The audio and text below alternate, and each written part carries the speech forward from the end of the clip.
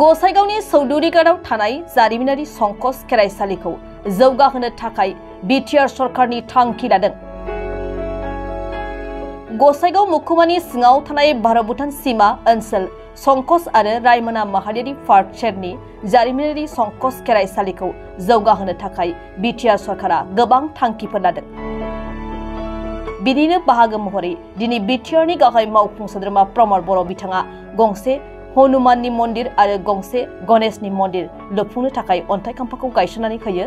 बेजों लोगोसे बिटिआर सरकारनि मददजों गंसे रायजोआरि न'ब्लां लुफुंनायखौ दिनै लकसभानि एमपि जयन्त बसुमतारीया बेखेवनानै होयो।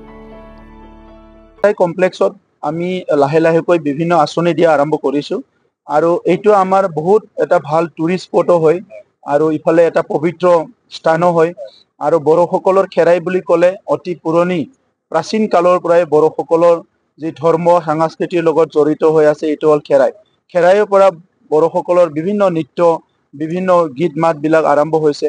গতিকে আজি খেৰাইটো আমি সদায় জীয়াই ৰাখিব লাগিব আৰু ইয়াত বাথৌ খেৰাইৰ যিটো কমিটি আছে তেখেতসকলে এই প্ৰগ্ৰাম বিলাক বছৰি ইয়াতে বিভিন্ন উদযাপন কৰা বিভিন্ন কাম কৰা এইবিলাক তেখেতসকলে কৰি আছে। আমাৰ চৰকাৰ অহাৰ পিছত তেখেতসকলক এবাৰ 50 লাখ টকা আৰু বিভিন্ন আঁচনি বিলাক আমি দিয়া আৰম্ভ কৰিছো। গতিকে এইটো এটা আমাৰ বড়োলেণ্ডৰ সুন্দৰ এটা ধৰ্মীয় স্থানৰ লগতে এটা টুৰিষ্ট স্পট কৰাৰ কাৰণে আমি এটা সংকল্প লৈ পেলাই কাম কৰি আছো। গণেশ প্ৰভু আৰু হনুমানৰ মন্দিৰ এটা আধাৰশিলা মই গণেশ ঠাকুৰৰ মন্দিৰটো মই থানচালিটো মই আধাৰশিলা স্থাপন কৰিলো আৰু আমাৰ শিৱ মহোদয়ে হনুমান পৱন পুত্ৰ হনুমানৰ থানচালি ইয়াৰ আধাৰশিলা কৰিলে। ইয়াৰ পিছতেই বিটিআৰ চৰকাৰৰ ফালৰ পৰা এটা জিৰণীশালা ইয়ালৈ দিছিলে। এই ঘৰটো শিৱসাৰে উদ্বোধন কৰিব লাগিছিলে কিন্তু মই তেখেতৰ হৈ মানে ইনাগুৰেশ্যন কৰিলো। আশা ৰাখিছো এই ঠাইটো এটা আমাৰ পৰ্যটনৰ এটা ঠাই হ'ব পাৰে কাৰণ গাতে লাগি আছে আমাৰ ৰায়মানা নেশ্যনেল পাৰ্ক। এই ৰায়মানা নেশ্যনেল পাৰ্কৰ লগত ইটো এটা মধুৰ এটা সম্পৰ্ক গধুৰ এটা সম্পৰ্ক আছে।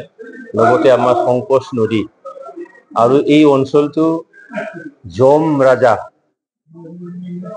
ৰাজাৰ ঠাই বুলি কোৱা হয়। সংকোচ নদীত আমি যদি অলপ উত্তৰলৈকে যাওঁ এই যমৰ দুৱাৰটো বুলি ইয়াতে আছে।